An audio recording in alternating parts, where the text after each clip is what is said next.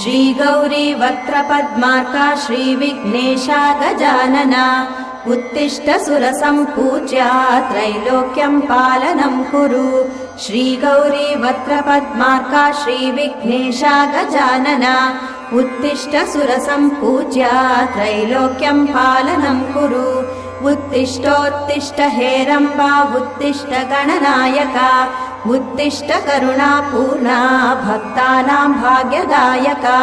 उत्तिष्ठोत्तिष्ठ हेरम्बा उत्तिष्ठ गणनायका उत्तिष्ठ करुणापूर्णा भक्तानां भाग्यदायका।